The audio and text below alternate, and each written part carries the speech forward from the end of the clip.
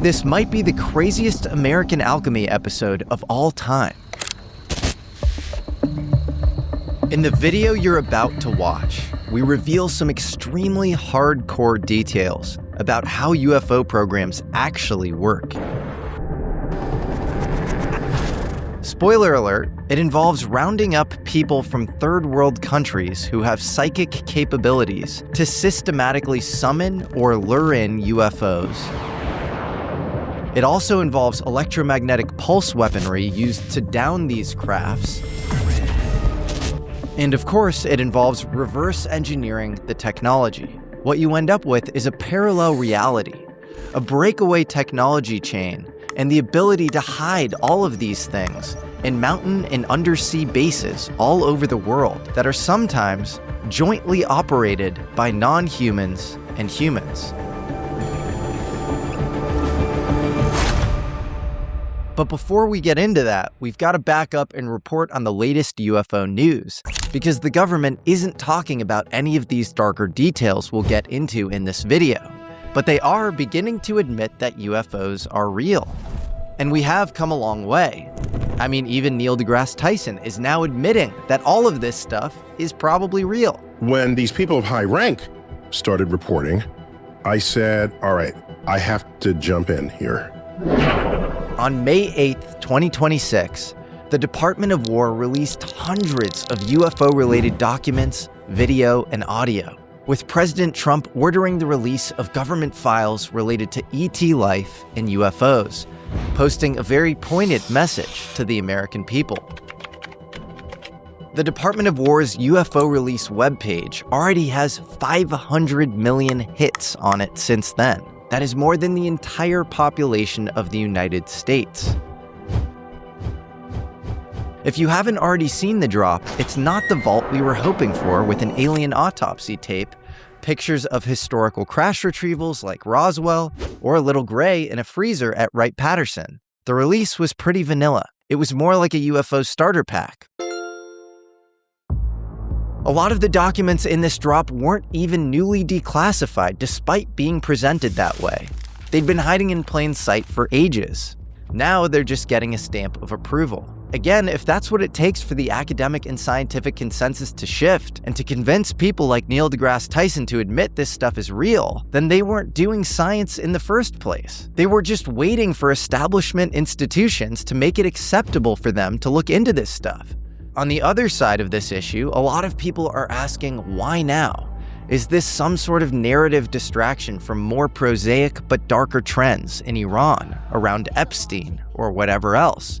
Because the timing and the motivation of this UFO data dump does seem cynical, and I'm sure it is. I'm sure it is a distraction from Epstein, Iran, and all sorts of other problems we have. And yet, a lot of these podcasters and independent media are now flipping on UFOs entirely, calling it a psyop. This is also not good first principles thinking. UFOs can be very real, of serious consequence to the nature of reality, and they might also be getting used as a distraction. Those two things aren't mutually exclusive. Someone can tell you to look at the moon and pick your pocket, but that doesn't make the moon fake. Give the people some blurry videos they have no hope of making sense of, drown the truth out in static, and call it transparency. Release a poorly curated batch. Don't separate the wheat from the chaff, and if something draws a bad reaction, find some way to stigmatize it after the fact. If people react well to the drop, continue to inch forward. But the release of this new information wasn't entirely meaningless,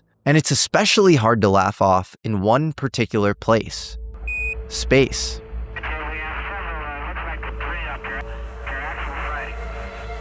You see, this whole drop puts NASA, our premier civilian space agency, in a bind. Because they've been playing dumb about their own astronauts seeing UFOs, and they've been gaslighting the public since their inception in 1958. NASA is not a place that's going to hide its head in the sand. That's kind of harder to do when the Department of War, the Pentagon itself, is now admitting that these astronaut sightings were actually unresolved. Astronaut Gene Cernan, the last man to walk on the moon, experienced bizarre flashes, distant blinking objects, and even getting hit with blinding flashes of light in the dark while he slept, like a train coming at you, only with a flash. Gene goes on to insist something is out there, and Houston says, "We don't doubt it, Gene." Now, this is all very serendipitous because I just got back from Japan, where I spent a lot of time with a NASA historian there named Takanao Jousen. Jousen happened to be a very close friend of Gene Cernan's, and then he went on to reveal something absolutely mind-blowing to me. UFO を見たのは間違いないです。Why are you sure? 僕はアポロ17号のキャプテンのジン・サーナン船長のと仲良くて自宅行って一緒に食事したりとか外でも食事したりとかしたことあって、ある質問したことあるんですね。どうしてアポロは17号で終焉を迎えたんでしょうか。そしたら彼の答えは二度と来るなと言われたって。Really? ええ。これイヤホンじゃないですよ。こう脳に直接語りかけてきた。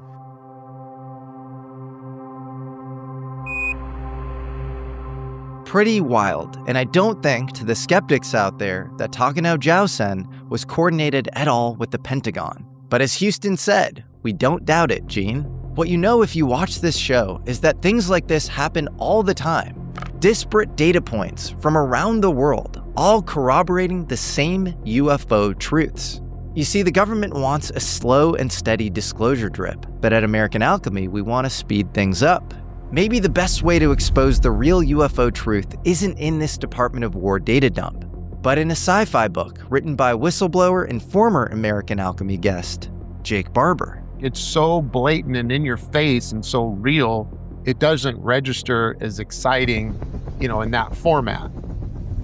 Who is Jake Barber, you ask? He's a pilot, former Air Force, Gracie Black Belt, and he's an all-American badass. On paper, he was an Air Force aircraft mechanic, but that was just a cover. He held a NATO top-secret security clearance, deployed on presidential support missions, hunted war criminals in Bosnia, and later slipped into the shadows as a contractor flying UFO crash retrievals as a helicopter pilot. And according to Jake, one of those crafts that he retrieved seemed to be alive, with a consciousness of its own attached to it. And for a few terrifying moments mid-flight, that consciousness possessed him. Jake was the black hand of an unnamed aerospace giant. He won't say who, but here's a clue. Look, man, if you took 2 guesses, you'd get both of them right on the first try. There you go. Okay. When I interviewed Jake, his claims were so wild and so ahead of the curve that most people's brains just bounced right off them and into the comments section to roast Logan Paul's cameo instead. And what happened there is kind of the point. Jake's novel is called Sentinels of Ether, and it's written by a ghostwriter under the pen name Alva Douglas. I'm linking the manuscript in the description of this video. This was a novel deemed so dangerous by the Pentagon that they spent 6 months reviewing just 20 pages of the book. They escalated it to subject matter experts in classified special access programs and came back with 7 pages of redactions. And that was just from 10% of the full 120,000-word manuscript. Why would the Pentagon redact fiction? Maybe it's because it wasn't. The best-kept secrets don't need to be classified. They're just too insane to be taken seriously. They're self-stigmatizing. So when the truth is just too strange, you disguise it as fiction. In this episode, we want to get into exactly how the Black UFO program actually works. I'm talking about disclosure at a whole new level, hidden in plain sight. Aerospace programs recruiting psychics from third world countries.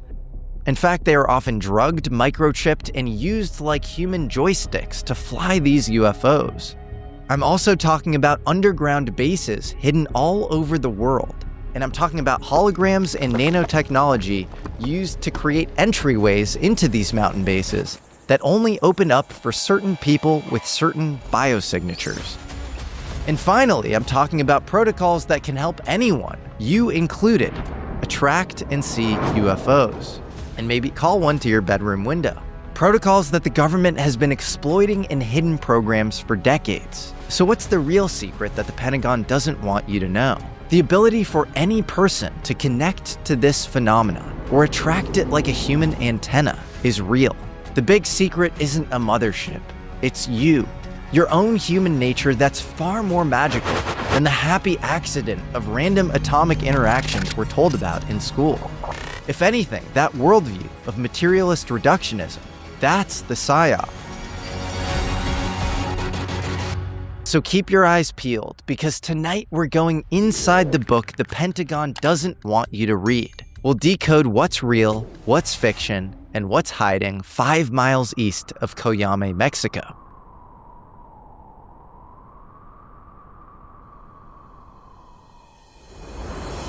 Today's episode is sponsored by Incogni. Many of our guests are scientists, researchers, and engineers working on some of the most exotic technology with implications that could change the course of history. And for people exploring the nature of reality, privacy is a prerequisite. People aren't paranoid. They're just operating in spaces where what's findable about them actually matters. They want to reduce their online footprint as much as humanly possible. Most people have no idea how much of their information is already out there.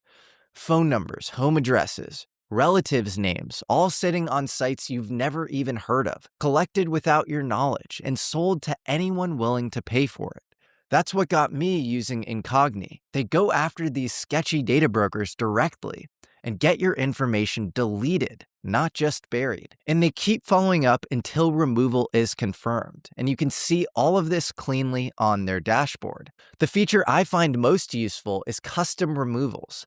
If you find your information on some random People Finder site, you paste the link into your Incogni dashboard, and their privacy experts handle the takedown immediately. You get unlimited submissions, so take your personal data back now with Incogni.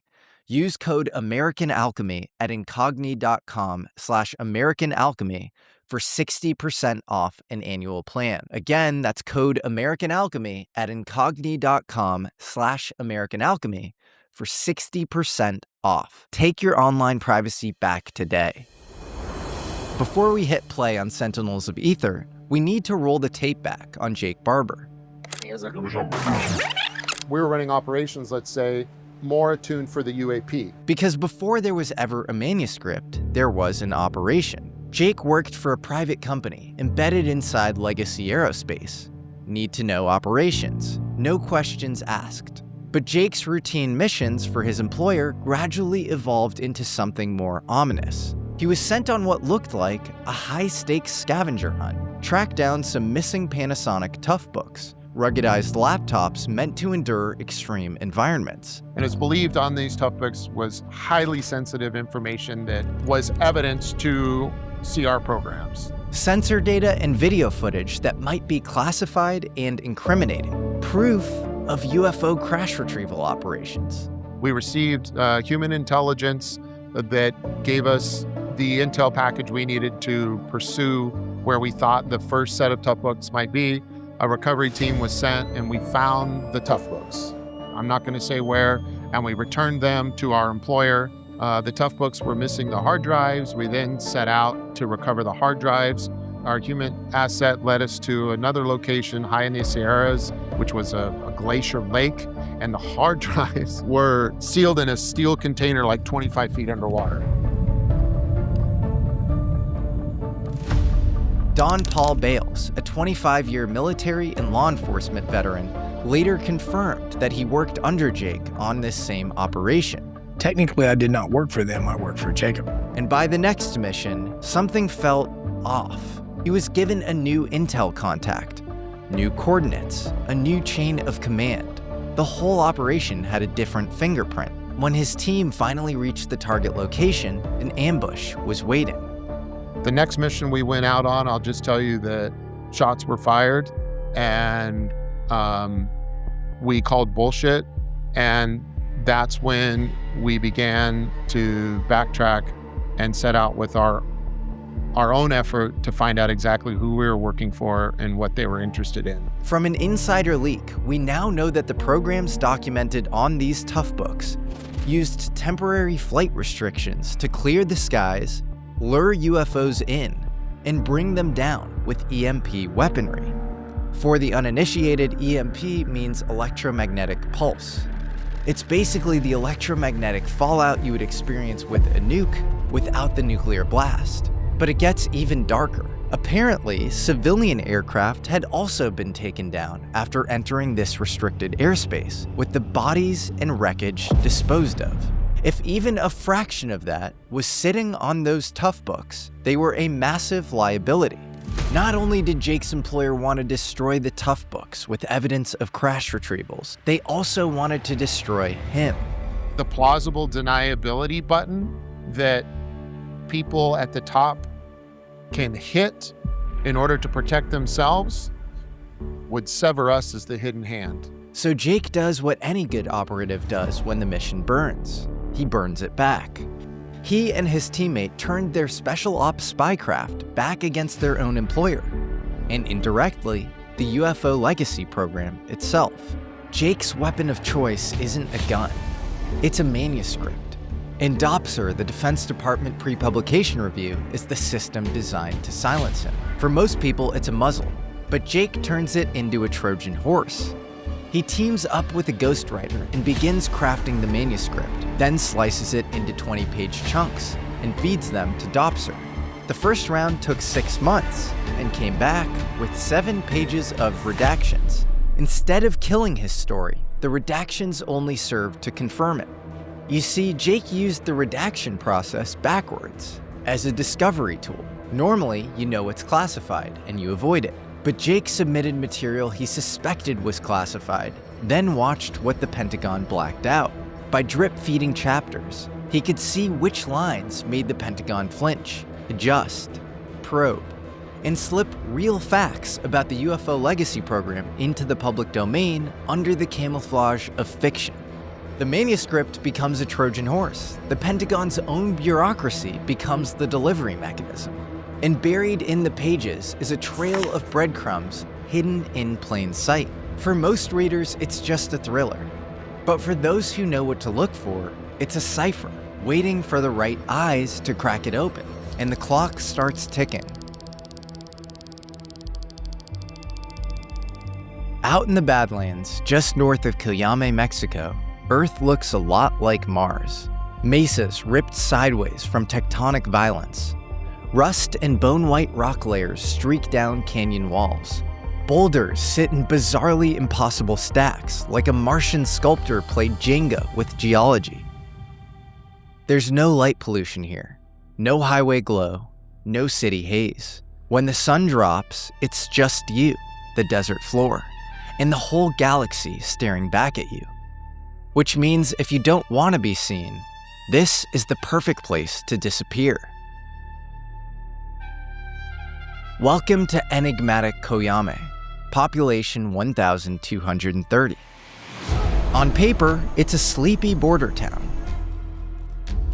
But ask around, and it's Mexico's Roswell. And that's not hyperbole. It's literally the title of a book by researchers Noe Torres and Ruben Uriarte, who both documented decades of strange activity in the area. Locals constantly talk about colored lights that wink in and out around the mountain peaks.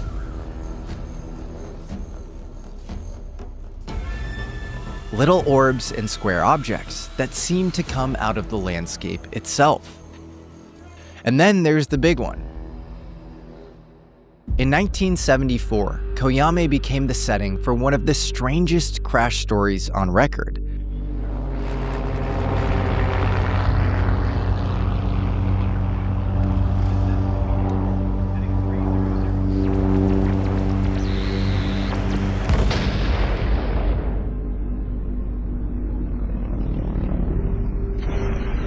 A mid-air collision between a small Mexican plane and a UFO. A Mexican recovery team raced to the site, but never came back. According to the leaked report that surfaced in the 90s, the whole Mexican team ends up dead, and the mystery object is airlifted out by US forces. If you're imaginative, you might wonder if Cuyame wasn't just a crash site. but has long been a sandbox for clandestine ops. Perfectly isolated, with weird geology very good at hiding doorways to things that aren't supposed to exist. The locals, they don't talk about the lights anymore. And if you ask too many questions, you might find out why.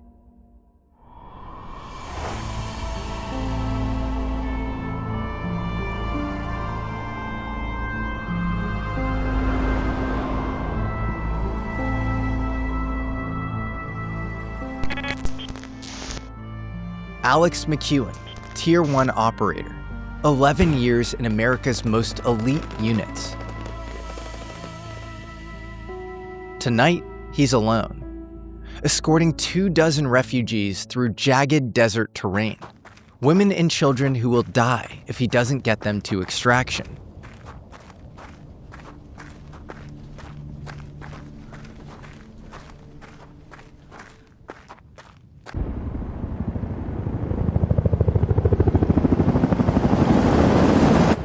Scout, this is H1. We are here for extract. LZ is 100 meters to the south. Do you copy? They're early, and his team is still behind him somewhere. Extraction without the unit wasn't the plan. H1, I copy. What is your 20? Alex hits them with a code that's known as a verbal IFF, a code only people on this classified op should know. Matchbox. He gets the right answer, so he waves the refugees forward. But here's what Alex doesn't know. These refugees weren't just lucky enough to have a Tier 1 escort. Someone very powerful wanted them here. Barber claims that some of these black aerospace programs had a very specific need. People untouched by modern civilization, often from third world countries. Psychically uncorrupted. And displaced people, refugees, victims of natural disaster, they're perfect. No passport, no paper trail, no one who'd know if they went missing. Fed into a UFO legacy operation that most people will never hear about. All the program would need is a reason for them to disappear that no one would question. A natural disaster works just fine. So does border crossing. So does geopolitical conflict.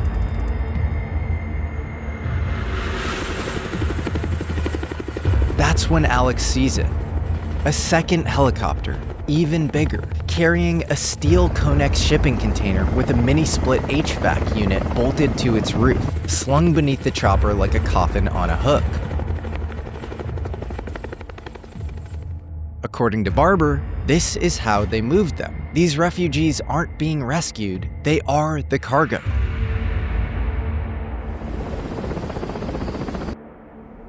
Copy, one word. 3 figures materialize from the dust. They move fast, efficient, predatory. Alex knows immediately, these aren't friendlies coming to help.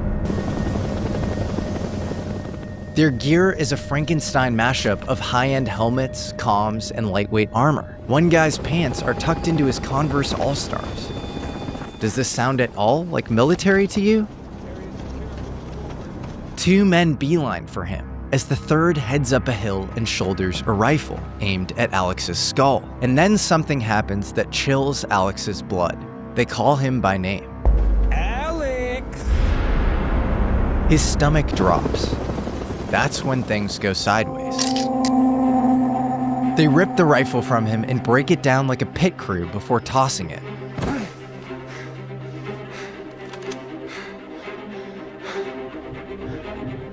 Don't even fucking blink, bro. He's outgunned 3-1, with a rifle pointed directly at his head from elevation. They blindfold Alex and zip tie his wrists. One of them pulls out a strange handheld device, something like a bioscanner. He sweeps Alex with it from head to toe. A wand hunting for trackers and biometric chips? These guys are professionally trained, not random desert smugglers. He doesn't have it. Man 1 steps close. Man 3 holds the high ground, rifle steady. Man 1 raises his hand, gives a silent signal, and somewhere above, a trigger is pulled. A 7.62 round tears through Alex's right shoulder, clavicle pulverized, shattering bone and flesh. A second signal, and a second shot. His throat explodes, drowning in his own blood. A third signal, third shot. His face is obliterated. His body drops back, cold, lifeless, face to the stars. Or what's left of his face, that is. The entire universe of Alex McEwen blinked out like a dying star, sudden and violent. Children bury their faces. Some of the women don't look away. It's almost as if they've seen worse. Alex McEwen, Tier 1 operator, patriot, now just a corpse in the Chihuahuan desert. He believed he died serving his country, but the men who killed him were clearly serving something else.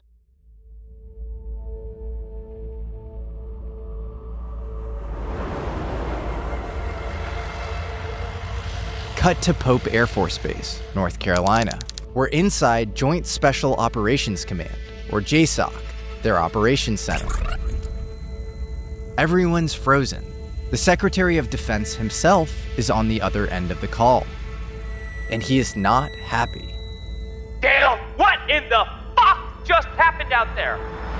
General Dale Steinmaker, commander of Joint Special Operations Command, is wondering the exact same thing. Mr. Secretary, do you have agency guys in Coyame, Mexico?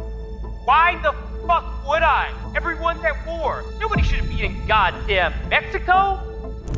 But the drone feed tells a different story. Someone just took out an entire special mission unit on JSOC's watch. The Predator drone had caught the whole ugly scene. Alex's execution, the refugees being loaded into the shipping container, and now the helicopters lifting off into the desert, human cargo in tow. Are you suggesting this is blue on blue? Black on black, sir. Excuse me, gentlemen. The difference here matters. Blue on blue is friendly fire, tragic, but explainable. Black on black is a nightmare. Covert operators killing covert operators. Shadow versus shadow. Whoever did this wasn't supposed to be there. The thermal signatures of 6 bodies, cool in the sand. The combat controller called for air support, but bled out mid-sentence.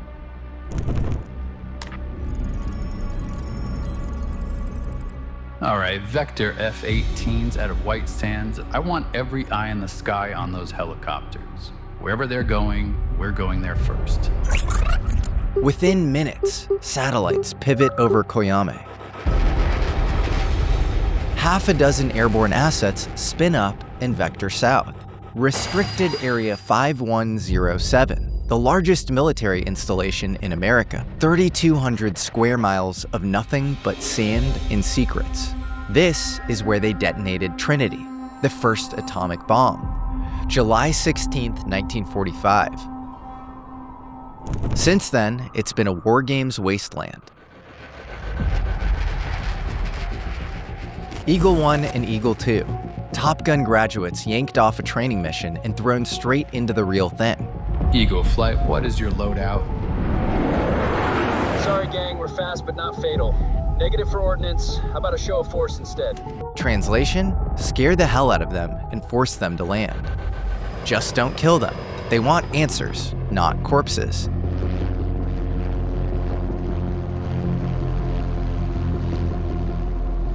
"5 miles out, the helicopters dropped into a descent. They sink below the canyon walls and vanish. Back in the war room, the radar blip blinks out. They lost radar contact. Radar is line of sight technology. Terrain blocks it. Fly low enough, hug the earth tight enough, and you disappear. In skilled aviation circles, this is called nap of the earth flying, and these pilots know exactly what they're doing. Eagle 1 drops to 8,000 feet. Night vision goggles on. Scanning.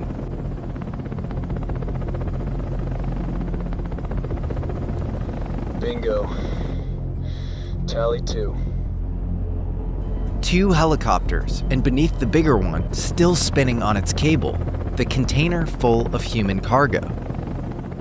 Eagle 1 calls them out over guard frequency 243 MHz, the international emergency frequency, and orders them to land.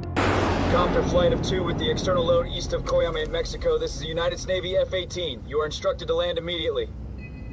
But the helicopters hold course. Refusing to ID yourself and ignoring a Navy intercept? Ballsy. If this part is true, we know more about where to knock and who to use the Freedom of Information Act on NORAD under US NORTHCOM, JSOC through US Special Operations Command, plus the Navy. And we know what to ask for. Incident reports and air defense logs on unknown aircraft in the Koyame corridor in 2004 that ignored guard frequency 243 MHz and blew off a Navy intercept. Something I've noticed doing this show for years is that the biggest ideas usually hinge on one strange specific detail. Gary McKinnon describing a spreadsheet of non-terrestrial officers.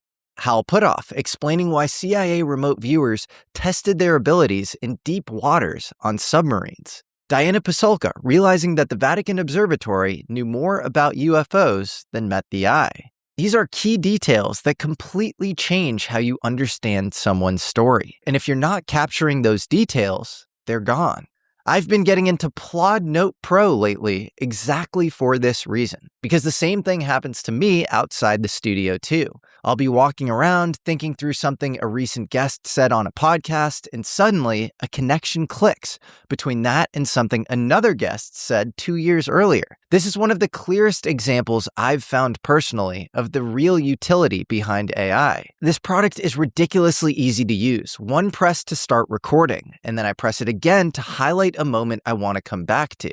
It will take comprehensive notes for you about everything that transpires. You can also add text notes or images, so it's not just raw audio floating around somewhere. Then when I get back home, Plod turns everything I've said into an organized summary, and I can actually ask questions about what I recorded. I can ask things like, what was that connection I made between Thomas Townsend Brown and time travel? Or what was that thing I said around the 10-minute mark about Bob Lazar? And Plod will pull the answer directly from the recording. That's the difference. You're not just saving audio. This isn't your average AI note taker. You're building a searchable archive of your own thoughts. As you can see, the Note Pro is credit card thin, has up to 50 hours of battery, and it handles both in-person conversations and phone calls without switching modes. So head to plod.ai/alchemy to learn more. That's PLAUD.ai/alchemy. And use code alchemy10 at checkout. Thanks so much to Plod for sponsoring today's episode. But back to the story. After the intercept doesn't work, Eagle 1 decides to get their attention the old-fashioned way.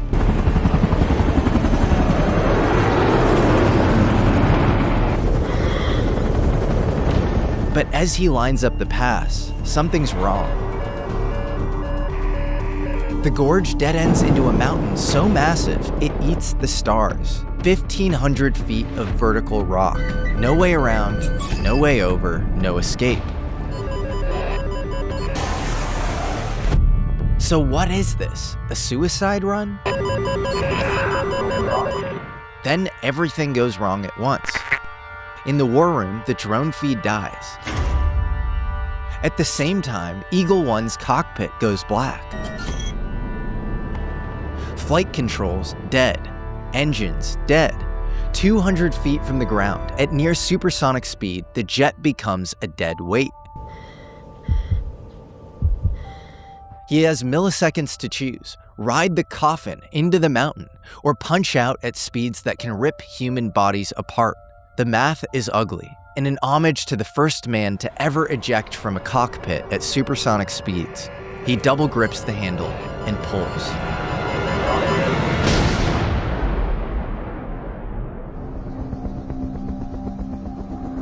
"8,000 feet above, Eagle 2 can't breathe. His oxygen system is dead, so are his generators. He rips off his mask, fighting through his own electrical failure. Systems flicker back online. He looks down. The jet's gone, but the helicopters are still flying straight at the face of Mount Mexico.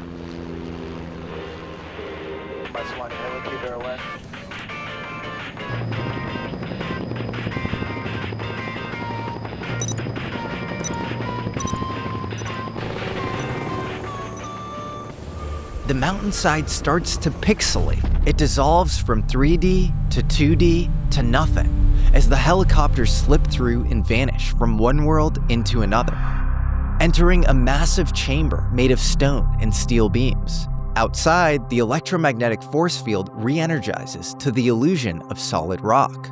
To the outside world, it looks like they vanished. But inside, they've just arrived, home. Call it a black site, a breakaway base, or something worse. We don't have a name for it yet. What we do have is a body count that shouldn't exist, and a story that leaves more questions than answers. An elite American operator executed in the desert by unknown forces using US authentication codes. A JSOC mission burned from the inside out. A weapon system that can surgically blast drones and F-18s with an electromagnetic pulse. Missing refugees, human beings, loaded into a shipping container, ferried by unmarked helicopters across the desert, and chased by US fighter jets to a holographic mountain in Mexico that isn't a mountain, but a door. And behind it, a secret underground facility.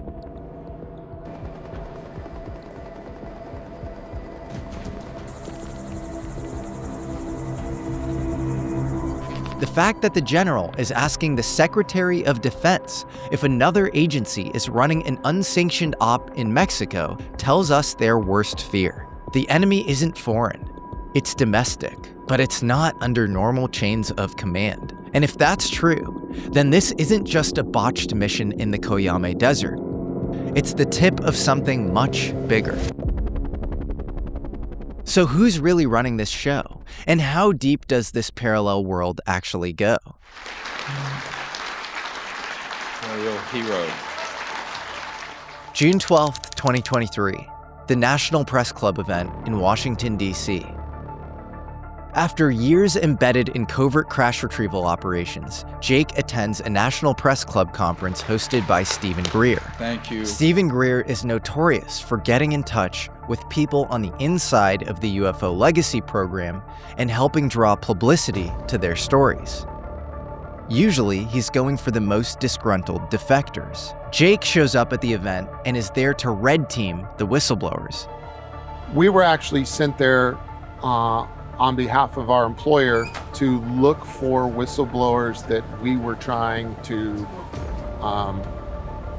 basically report to the FBI and get arrested, because at that time I was in this weird place between becoming a whistleblower or rounding up the whistleblowers and shutting them up.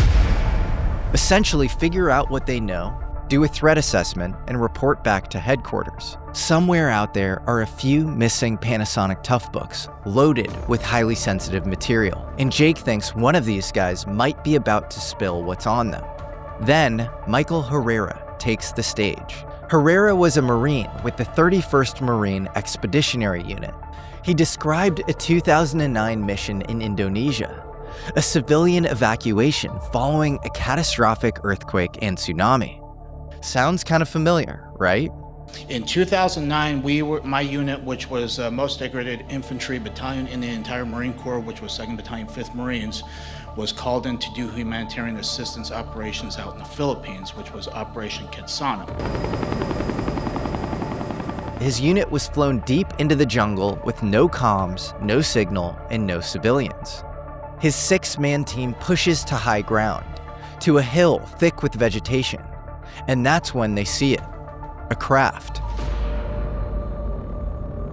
And right there was something that stuck out like a sore thumb, especially with jungle terrain, things like that, vegetation, very green stuff, was something that stuck out so well. It's always going to be basically imprisoned in my mind for the rest of my life, and it has been for 14 years, was something that was rotating, and it was transitioning between colors like a light matte gray, as well as a dark matte black. So in between, that's what it kept, and it was very smooth. You can see that the craft here actually was roughly about 300 feet. And the reason why I know this is because you could fit 3 of the helicopters that we flew in on underneath this craft.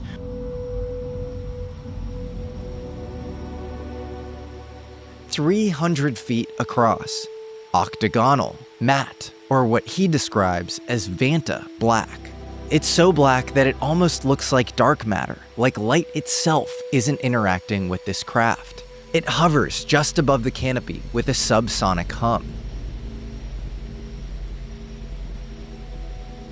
Before they can process what they're looking at, they're intercepted. An 8-man paramilitary unit, no insignias, no IDs, moving in fast, rehearsed, and ready to kill.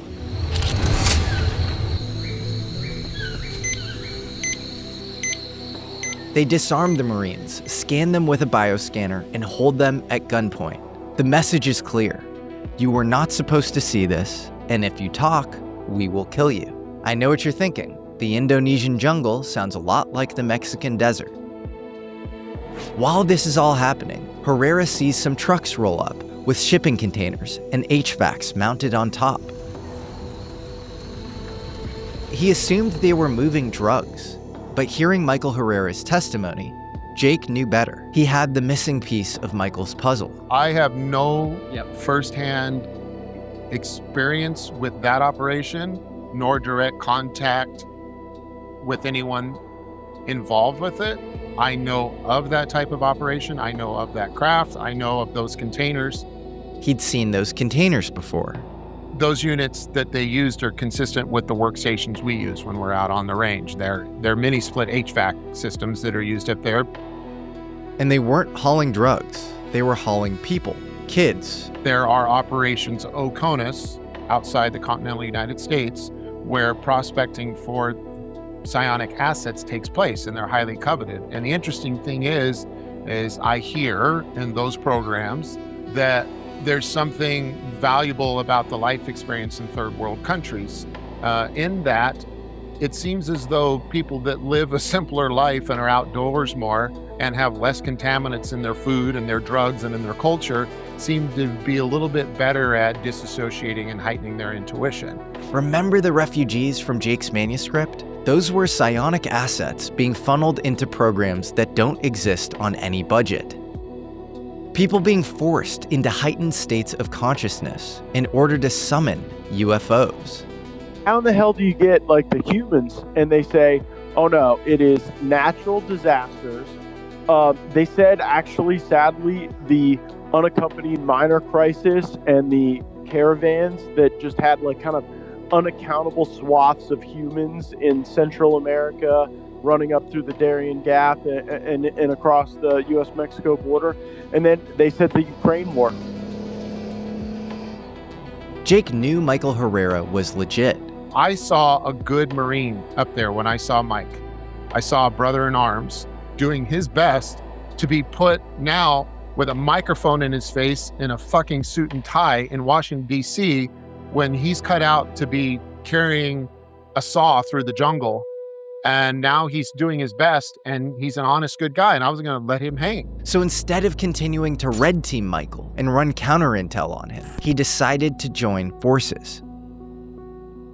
We know that the CIA's Office of Global Access is rumored to coordinate closely with JSOC and Neste, or Nuclear Emergency Support Teams, for UFO crash retrievals.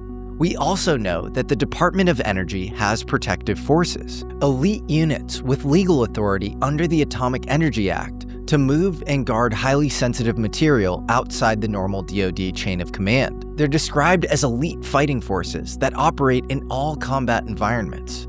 The protective forces here are recruited by private companies, but trained and commanded by Defense Nuclear Security, a program under the Department of Energy's National Nuclear Security Administration. Were these the guys who threatened Herrera in the jungle?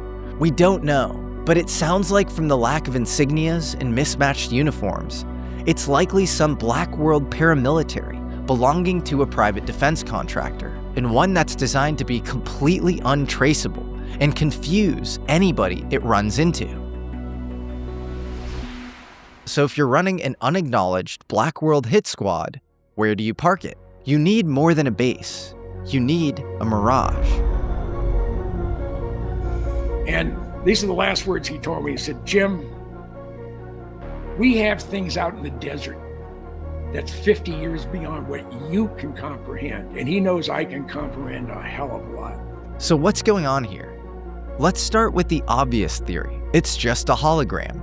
We know that the military's been flirting with holographic warfare for decades. In 1999, reporter William Arkin wrote an article about a 1994 Air Force concept for a holographic projector, massive 3D illusions in the sky, intended for psyops. As a side note, people should deeply investigate this tech tree, especially as it concerns normal UFO sightings. The problem here is a partial mountain-sized 3D hologram visible from multiple angles is an insane power bill.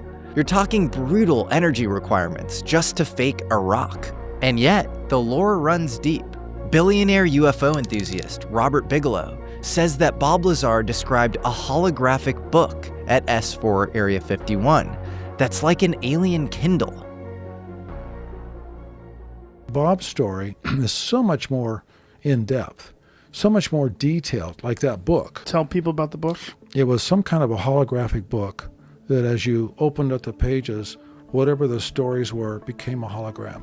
Stephen Greer talks about a whistleblower who allegedly saw Raytheon projecting UFO-like craft as a part of a false invasion scenario. Here is the Raytheon triangle at Fort Irwin. That is man-made. Wow. And the guy who saw it in detail, because he picked up some night scopes he was told not to, saw that there was this one, and then they were holographically projecting several others. Wow. This could be used in a false alien invasion, like a hoaxed invasion. And then that later, he and his wife got abducted by this thing. Yeah. And tortured. Whoa. And it was Raytheon.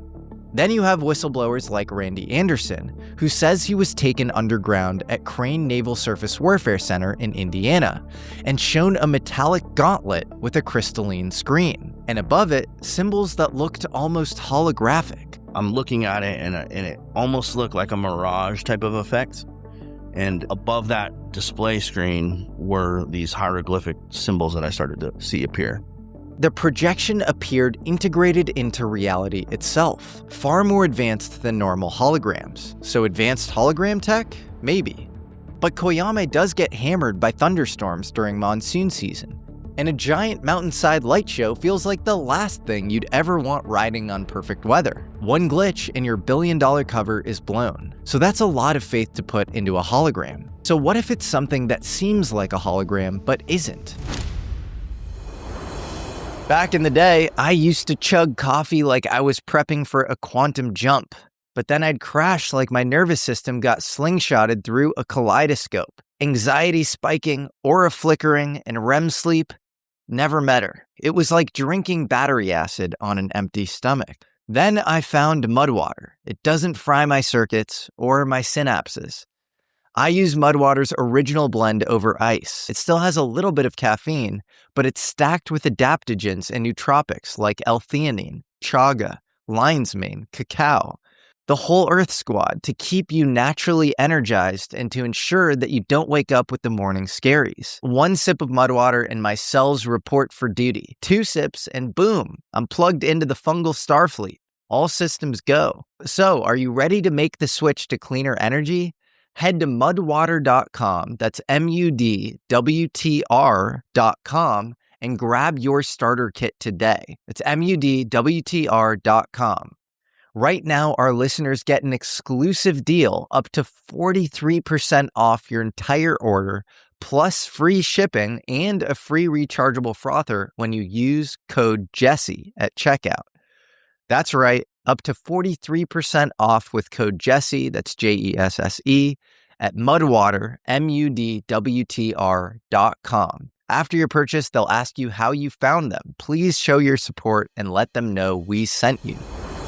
So what if it's something that seems like a hologram but isn't? What I'm talking about is a little technology known as foglets, or utility fog. Now we have to add an asterisk here. This technology is theoretical, so let's treat this as a thought experiment. Imagine robots the size of glitter, roughly 100 microns, that don't just build things, they become things. Billions of tiny robots lock arms in 12 directions to form objects on command.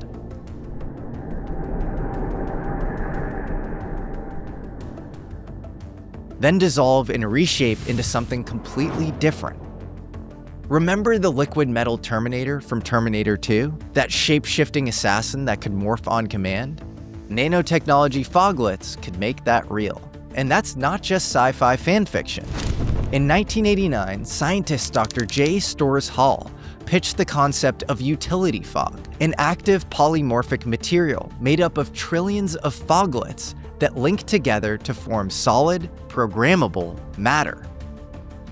In 1993, he doubled down on it with a paper that was published at a NASA conference. Here's how it works. Each foglet is armed with its own extremely rudimentary nanocomputer and can talk to its neighbors. They can share power, data, and rearrange themselves into almost anything. A mountain should be pretty easy. Hall claims you could actually push this technology to the point of creating a virtual world around you. You'd essentially get Star Trek's holodeck, one that could actually cut you and make you bleed. That's a direct quote from him. All of the stuff you want out of a material, an intelligent morphing material, can be done simply by expanding or contracting the material and controlling that at a scale that ranges from seconds to milliseconds.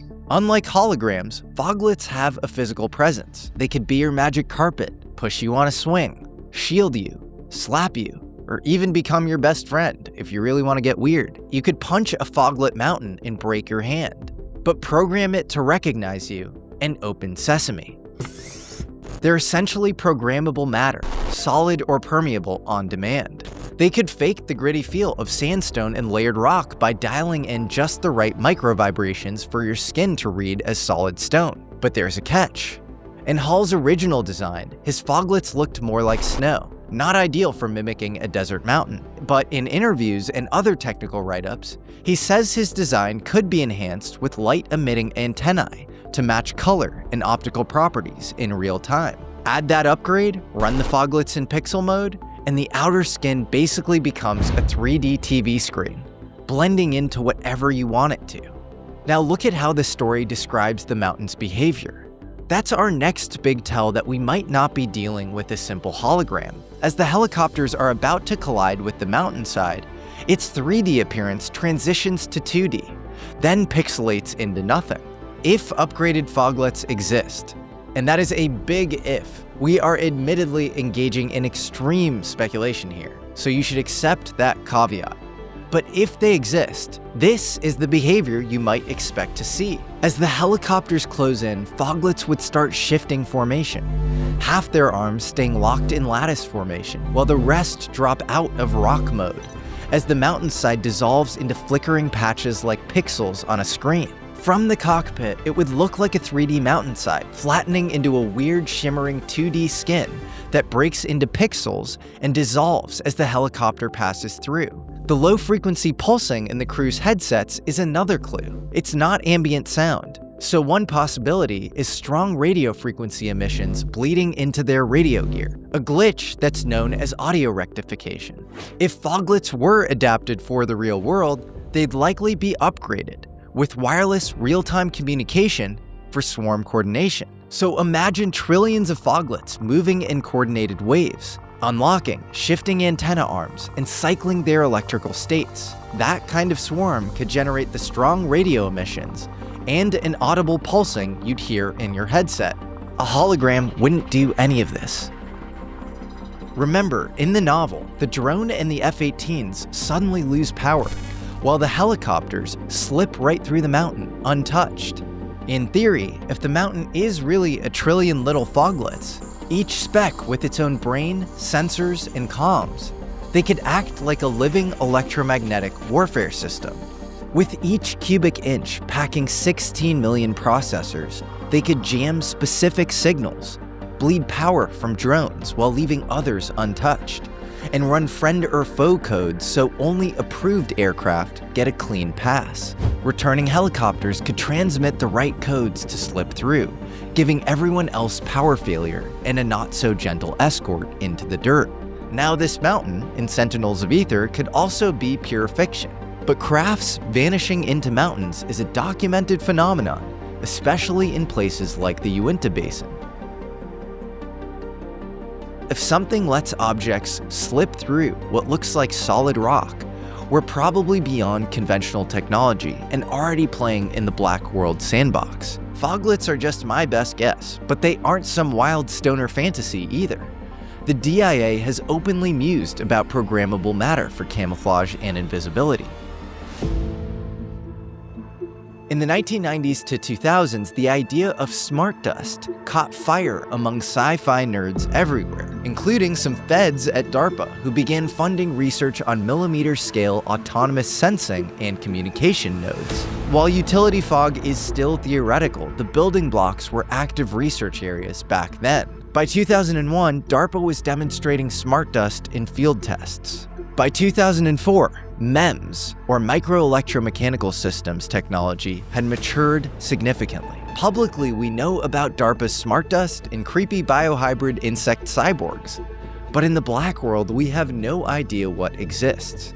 Hall himself, again the creator of this concept, has warned that a lot of the work needed for real nanotech got actively suppressed, which is why we're a bit behind on Star Trek replicators and nano-assemblers. And let's not forget about the Invention Secrecy Act of 1951. This lets Uncle Sam classify and bury both government and private inventions, including patent applications in the name of national security. If something like utility fog exists in a classified program, filing a patent would amount to disclosure.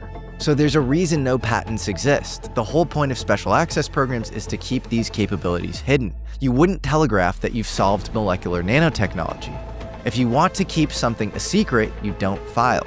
And then you have Ben Rich, former head of Lockheed Skunk Works, saying things like, "We already have the means to travel among the stars, but these technologies are locked up in black projects, and it would take an act of God to ever get them out to benefit humanity. Anything you can imagine, we already know how to do." Rich even claimed we have things out in the desert that are 50 years beyond what you could possibly comprehend. If you've seen it on Star Wars or Star Trek, we've been there and done that.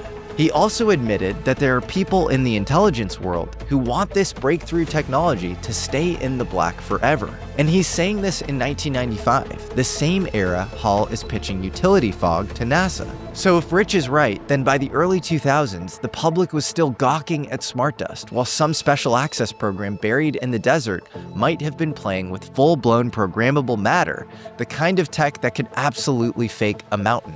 Just look at what Ross Coulthart and his sources have said about Bradshaw Ranch in Arizona. There is a portal in the United States. In fact, I suspect there are multiple. But this particular portal is in a highly guarded facility that is used under the US Forest Service cover. There are men with guns who patrol it, and there are witnesses who have seen people walking into literally a wall. So we have craft moving in and out of a mountain. We even have people walking through walls. Now let's talk psionics, the psychic summoning of UFOs, Jake Barber's secret sauce. We're told, and there's a whole movie made about it, debunking the idea of telepathy and psychics and psionics. Yeah. And yet you've only got to read the CIA gateway documents in the CIA files, and they show that that's actually not true. Yes. That essentially everybody took it very, very seriously. Jake Barber told Herrera that the paramilitary unit he encountered was transporting psionic assets, people with special intuitive abilities. What is real is the ability to go into something like a meditative state and summon UAP and pilot UAP. That is real. That's 100% real. Wow. I have to process that for a moment because that is just the most extraordinary claim. He calls them P3s, or psionic predisposition potential. These aren't your average recruits. He personally sees it less like human trafficking and more like elite recruitment into specialized programs. Although admittedly, reading a lot of these stories makes me pretty concerned about human rights violations. So when these P3s or psionic assets are recruited, what do they actually do?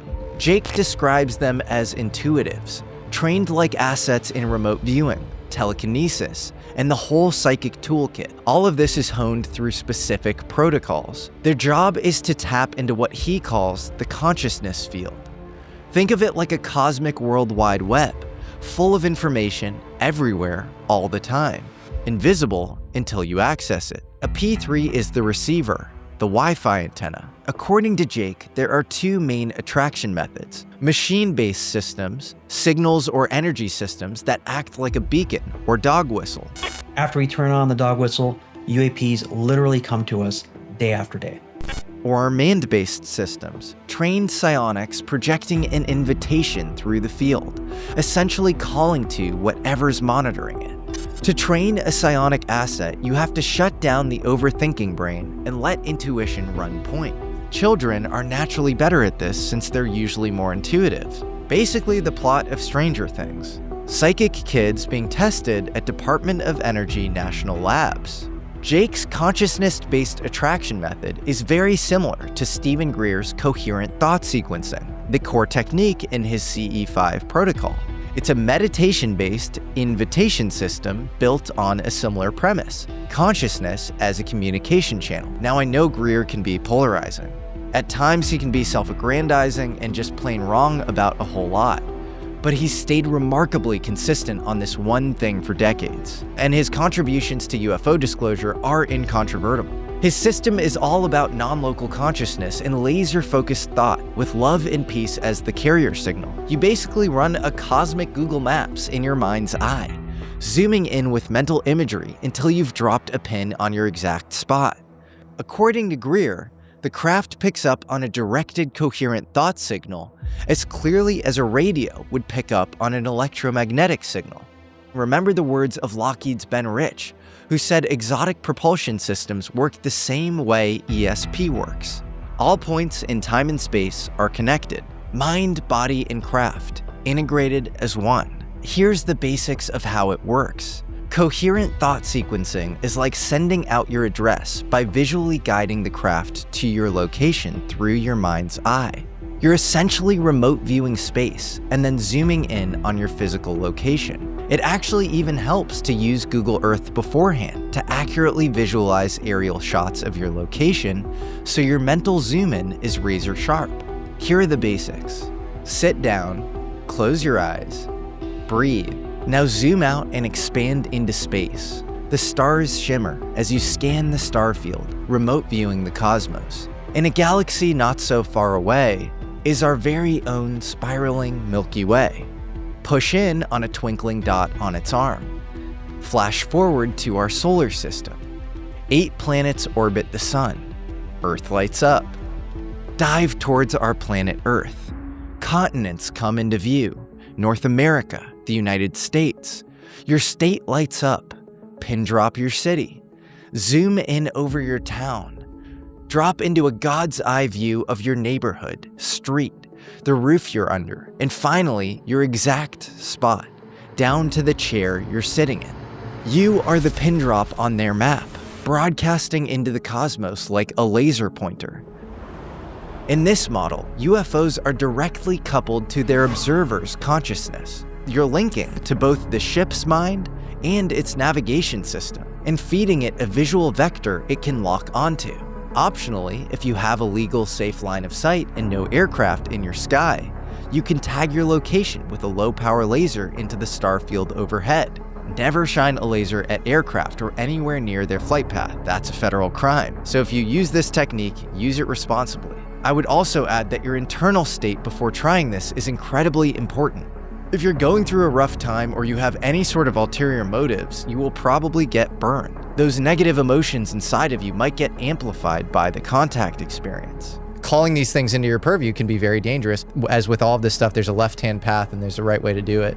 But in its best instantiation, the idea is by extending your consciousness outwards, you become a lighthouse. You can essentially invite and lead the craft to you. When done in teams, again with a good vibe and intention associated with it, you can amplify the signal through collective focus, multiple minds, one address. It's kind of like a synchronized love beam, blasting straight into the fabric of space-time. But here is where it gets dark. There's just no way to put lipstick on this pig. Jake personally remembers an incident transporting a craft where his consciousness was disrupted, possibly because a psionic asset's consciousness was stuck inside the craft, or because the craft itself had a consciousness that connected to him while flying it to its drop point. There are some potential issues that can happen if the psionic asset is still connected to the craft.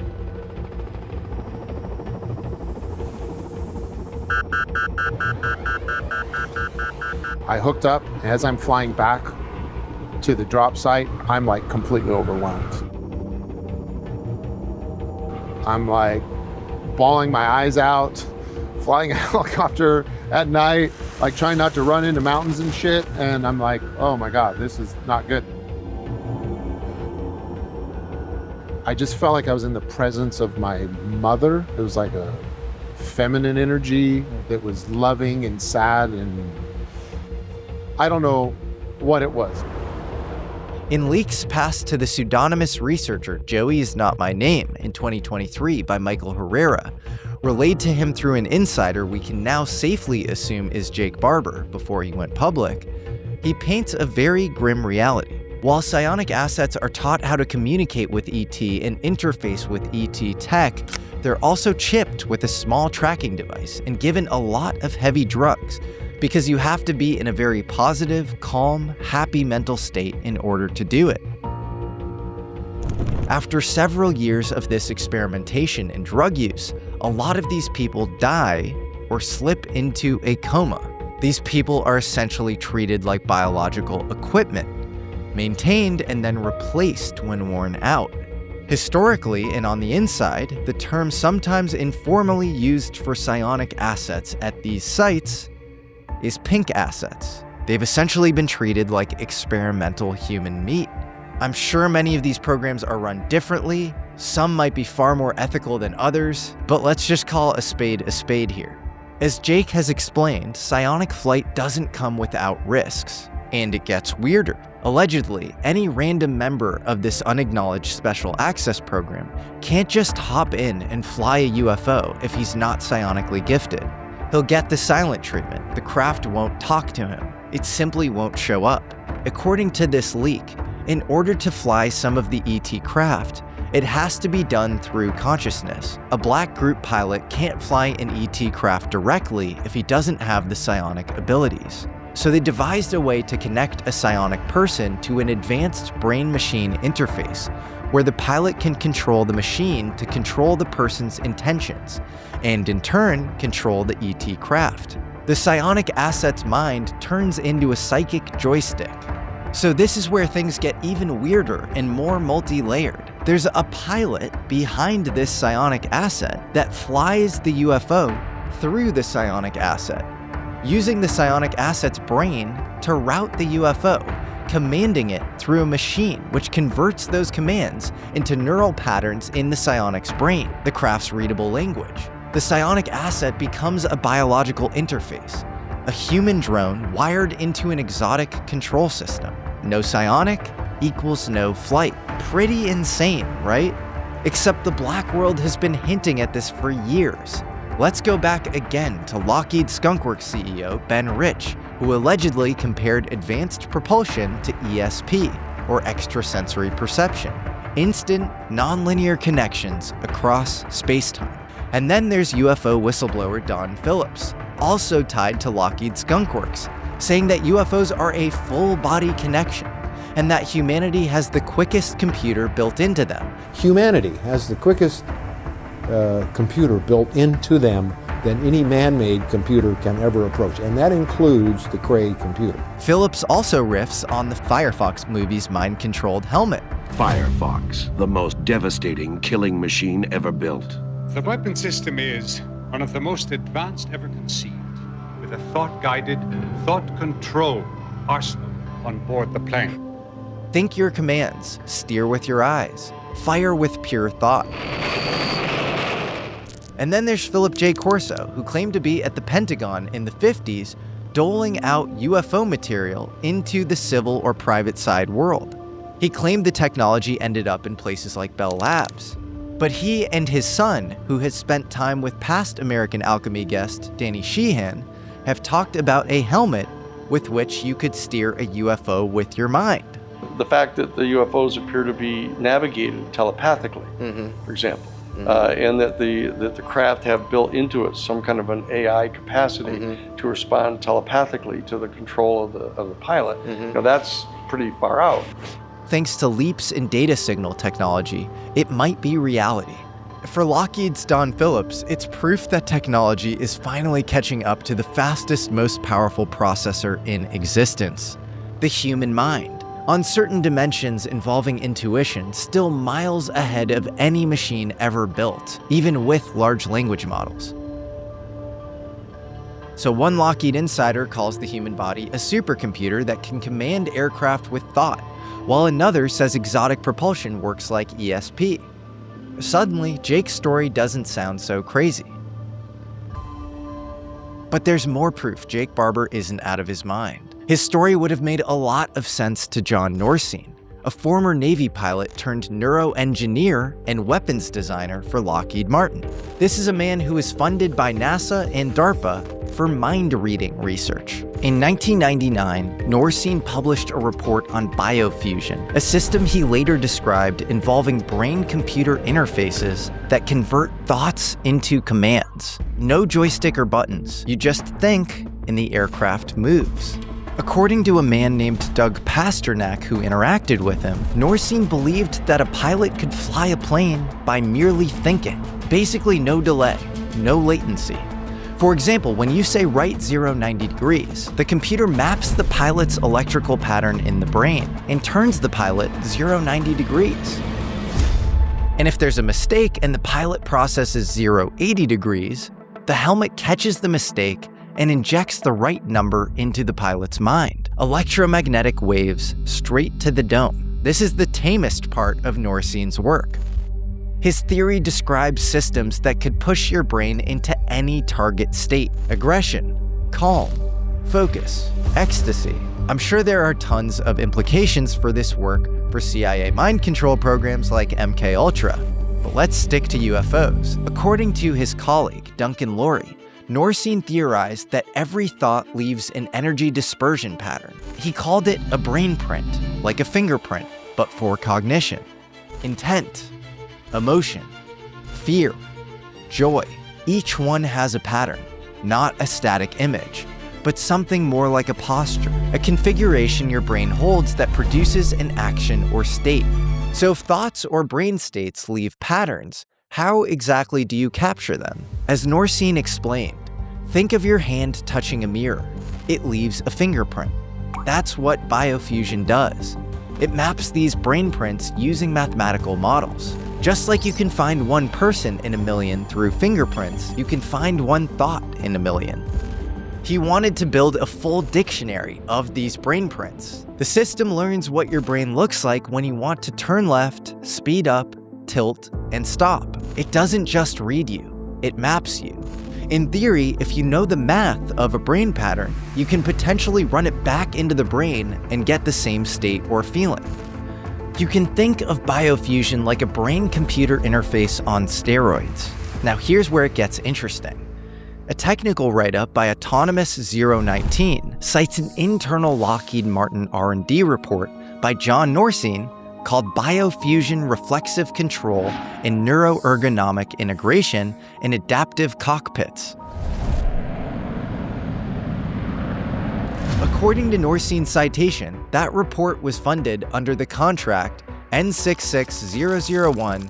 I'll spare you the rest of the numbers. This is the same contract that NASA describes as an aviation weather information systems project. And that N66001 prefix traces back to the Navy's Space and Naval Warfare Systems Center in San Diego, today known as the Naval Information Warfare Center.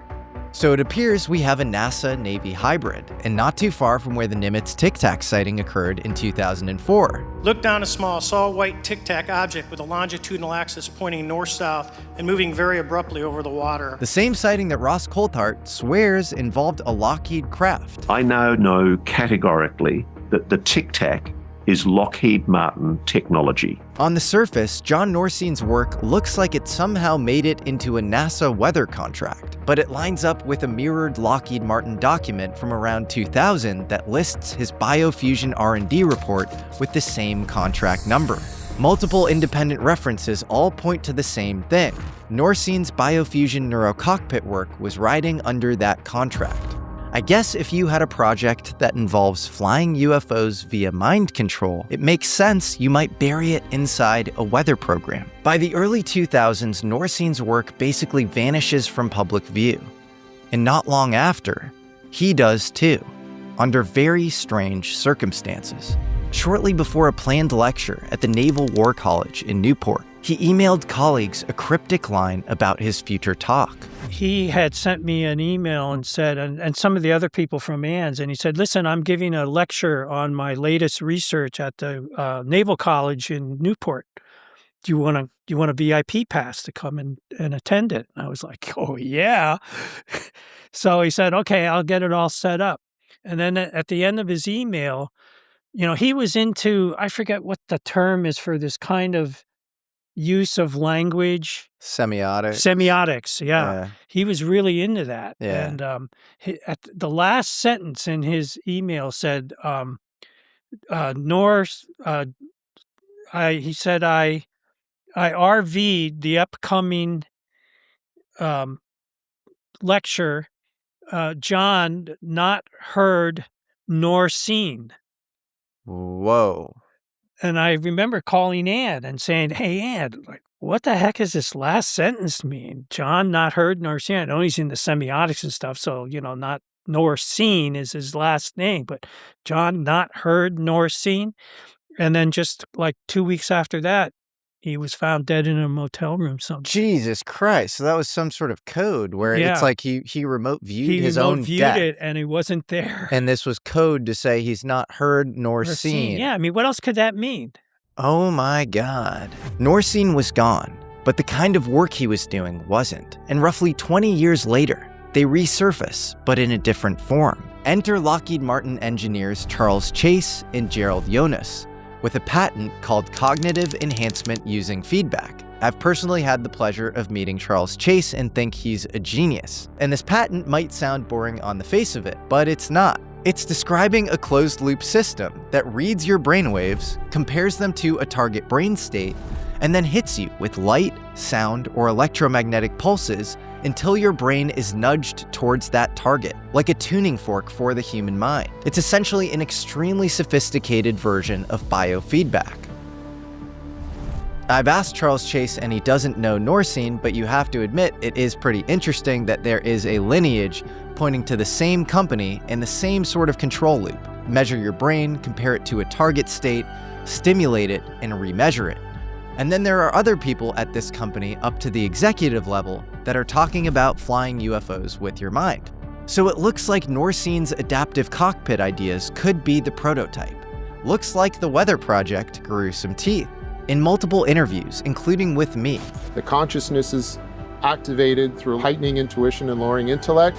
Barber describes consciousness craft interfaces that sound impossible. But here's the documented R&D showing this technology has been actively developed. Whether it's been successfully integrated with exotic propulsion systems, we don't ultimately know. But the technical capability Barber described isn't necessarily science fiction. It's just Lockheed Martin, circa 1999.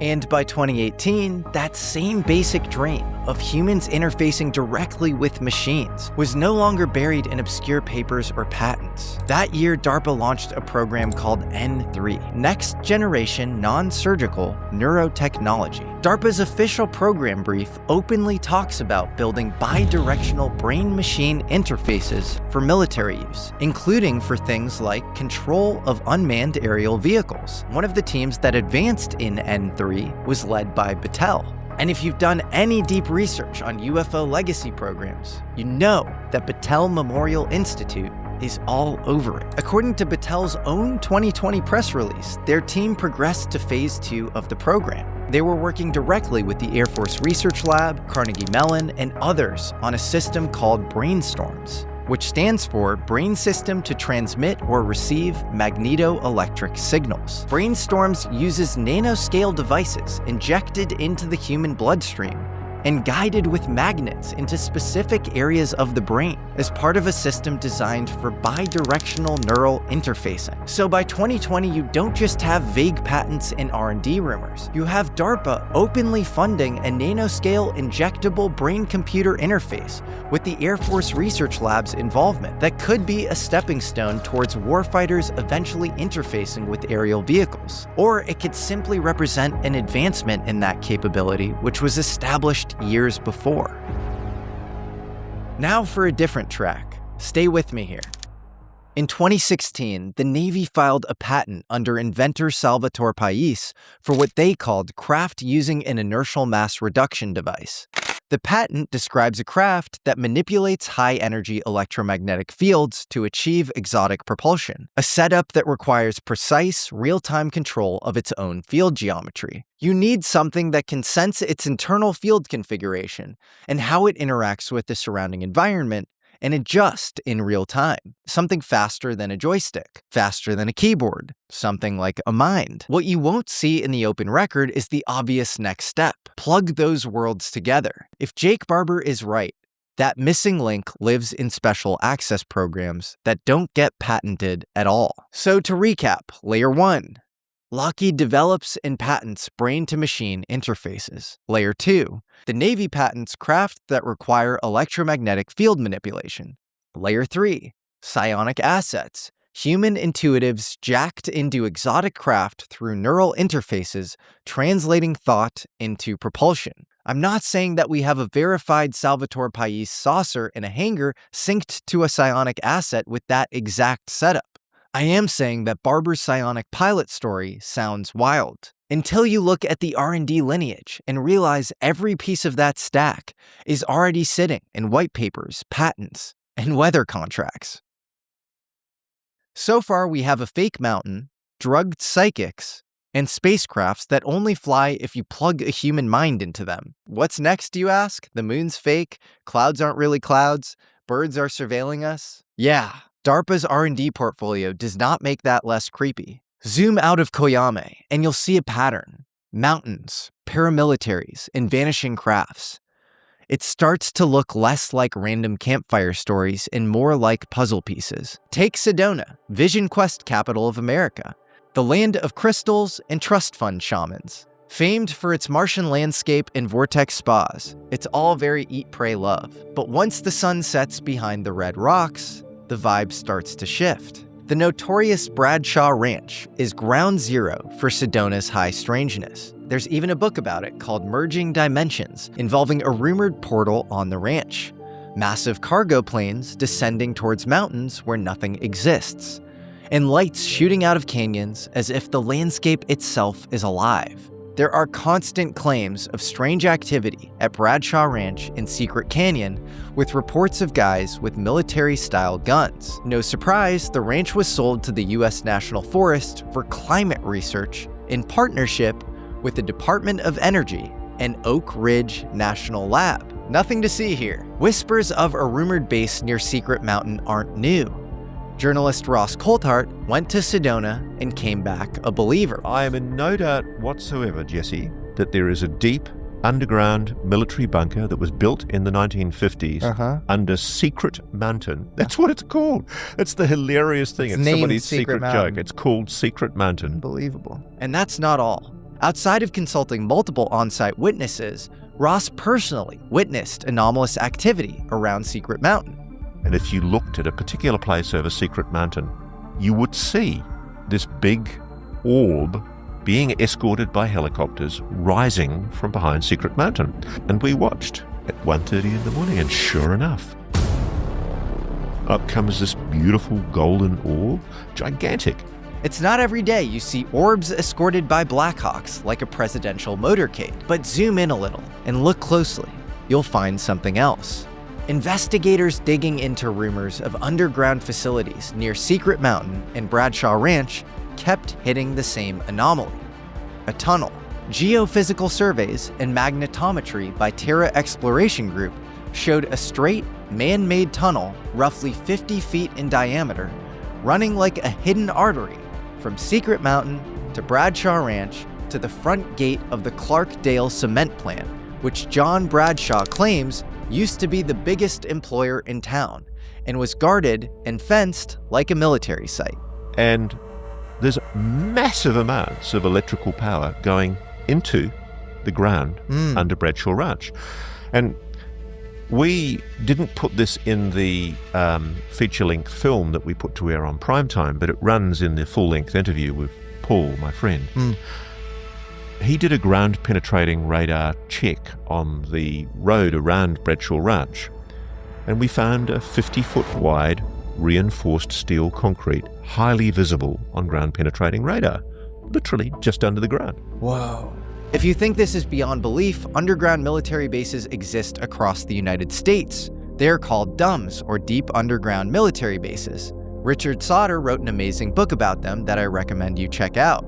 There are also reports of hikers near Sedona walking into something out of a black op fever dream. Armed men in black, insignia-free uniforms, M16s in hand, standing in the middle of Coco Nino National Forest. These guys aren't militia. They don't match any unit anyone can identify. And this isn't just Sedona. This exact same ghost force keeps popping up in other hot zones across the United States. Head northeast to Skinwalker Ranch in Utah's Uinta Basin, and the vibe shifts from moonstones to pure dread. This place doesn't want you here. The Ute tribe won't even talk about it. They call it cursed ground, the path of the Skinwalker. And if you spend any time on the ranch, you start to understand why. Drones malfunction, helicopters lose power, equipment dies. I am transfixed on that tacky room. For all intents and purposes, I'm in that room. And so I just, I said out loud, okay, this is stupid. And then I said, all right, if you got something you want to show me, show me. If you got something you want to tell me, tell me. What the hell? I living? That's creepy. UFOs don't just fly over Skinwalker. They interact and descend, vanishing into mesas like ghosts passing through walls. Sound familiar? Owner Brandon Fugel openly describes Blackhawks circling with no transponders, shaking the house, running constant surveillance. We had a situation above the triangle where we were launching rockets, of course, one of numerous occasions, and the prominent UAP, unidentified aerial phenomena, ends up appearing, and then what happens within minutes following, the Black Hawk helicopter comes right over the mesa, descends over the property, and just hovers right over the south field. He also described a time where a UFO dropped down from the sky, entered the east field portion of the ranch below a helicopter, and then exited from a mesa. Does it look like it comes from right there? It came out of the mesa right there. Wow. That is unbelievable, gentlemen. During all of this, drones and other sensor equipment malfunctioned. Previous Skinwalker Ranch owner Robert Bigelow tells another story about a UFO flying lazy figure eights at low altitude, then shooting straight into a mountain. And so they stand there and they're watching this, and then it deviates dramatically and it shoots off at low altitude right into the mountain itself. But there's no explosion. It's just gone. In another case near Skinwalker Ranch, he describes a similar craft doing the same thing, shooting straight into the mountain as if the stone was a doorway. If we zoom out, it gets even stranger. During the CIA's remote viewing program in 1973, psychic spy Pat Price described a massive underground base inside Mount Hayes, Alaska. It had advanced technology, consoles, personnel that looked like military. He named 3 more bases: Mount Perdido in Spain, Mount Inyangani in Zimbabwe, Mount Zile in Australia. Years later, Joe McMoneagle, another extremely talented remote viewer, was given the same coordinates, blind. He saw the same mountains with the same underground command centers. And then he saw something else. The bases were connected, like nodes of a network. And when he remote viewed Mount Perdido in Spain, he saw how it was built, not by non-human intelligence, but by us, helicopters, cargo crates, human personnel moving materials into the mountain. Is it really possible to see through someone else's eyes or sense through their senses? Actually, we're not sure exactly how it works, but it is possible to report on the position or place that they're located. Once a private company has reverse engineered enough non-human technology, its capabilities can leap decades or centuries ahead of our own military. At that point, you're talking about a parallel civilization with its own cities, its own private armies, and physics we won't discover for another century. People seem to disappear on all of these mountains. The mountains contain geomagnetic anomalies. UFOs appear, often coming in and out of the mountains. The mountains almost feel like an air pocket of a different consensus reality. As my friend and legendary UFO researcher Richard Dolan might say, a breakaway civilization. And this is the real takeaway. After years of researching this stuff myself, people always want to know how I shake out on what's actually going on with UFOs and the government. This is the stuff you get into that's just hard to talk about. It's hard to say with a straight face. Jointly operated human and non-human bases with entirely insulated and separate chains of command. I know that sounds nuts, but think about it another way. Name me a topic other than UFOs with this much circumstantial evidence, but nothing concrete and definitive. So much smoke, but no fire. The control system around this stuff has to operate parapsychologically. They have to have next level abilities to cover themselves up. And if anyone is in charge of disclosure, they are. This is the truth behind some of these missing scientist cases. And it's the reason why certain technology trees involving gravity manipulation, nanotechnology, fusion and free energy tend to hit dead ends or get softly enveloped by bizarre shell outfits. The tech going nowhere in the civilian world, but getting siphoned into the black. And think about it logically. To think that non-human intelligence exists, but hasn't infiltrated governments and private aerospace is maybe just as crazy as believing in non-human intelligence in the first place. You can't really be open to one and completely closed off to the other. If this is at all real, then of course, the government can't just disclose it. It's probably gonna get spoon-fed to us in fiction. How else do you prepare a world for the idea that the mountain on the horizon might not be a mountain at all? So yes, maybe Jake Barber didn't land another egg as he predicted when I interviewed him. We hope to do a demonstration and invite key members of the public from institutions and demonstrate this and maybe even get something to the ground. And his attempts to recreate legacy UFO efforts in a friendly open source way in the form of a private company called Skywatcher seems like it's hit some snags. But what if, in the tradition Tom DeLonge established with his book Secret Machines, Jake designed this manuscript, the Sentinels of Ether, to encode the real truth in fiction, and then go on to use the Pentagon's own review process and redactions as authentication? If just 2 chapters of this Sentinels of Ether story that exists today online triggered a firestorm of black ink, what is hiding in the rest? What was redacted? If this sounds like fiction, then good, because that's exactly where they've been hiding it. In plain sight, wrapped in stories we were taught not to take seriously. And maybe that's the point. A reality this shattering can't be announced. It has to be drip-fed, encoded in movies, buried in books, disguised as entertainment until we're ready to see it for what it really is. We don't need $1 billion black budget, psionic handlers, or brain chips. We have the hardware, we have the brainwaves, and we have a love beam they can't jam. 8 billion biological antennas walking around on the surface of planet Earth. Homegrown receivers capable of connecting to a field the black world spent 70 years trying to monopolize. Because there's a far more radical thesis than they're hiding UFOs. It's more like they're hiding us from ourselves.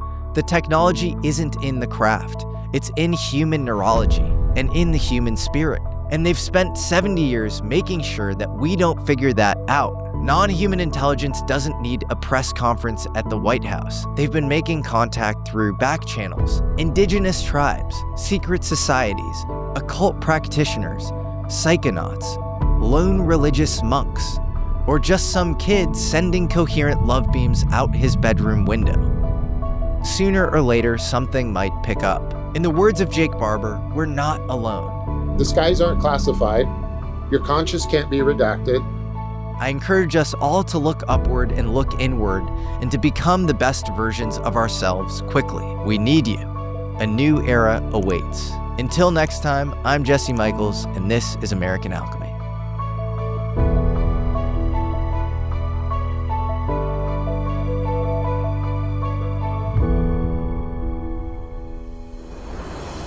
This next advertisement is for us, American Alchemy. Come work with us. We are looking for a highly competent producer and operator who can own workflows end to end and has a strong editorial eye. We definitely have a preference for applicants who were fans of the show prior. As you know, if you've been watching the show, there's a whole set of references and there's a whole world that we kind of swim in that can be hard to kind of ramp up on. Experience with YouTube specifically is also preferred but not required. If anything, we're just screening for general competence. We want somebody who's a little type A, but also open-minded and deeply understands and is fired up about the vision and mission for American Alchemy. And of course, we want you to have your own intrinsic and organic interest in the nature of reality. Responsibilities will include interfacing with the most epic guests in the world, helping shape the editorial schedule, working on a bunch of YouTube stuff, and helping just increase the output and general operational efficiency behind American Alchemy. Basically, we want to turn this thing into a well-oiled machine. I've been doing a lot of this stuff myself since we've started. I book all my guests, I do all my research, and I'm realizing that some of these logistical minutiae is not necessarily my happy place. I like to spend time learning, meeting people, and going deep on the content. So if logistics and operations is your strong suit and you're passionate about subjects and content like this, please reach out. Submit your applications at apply@jessemichaelsmedia.com. Again, that's apply@jessemichaelsmedia.com.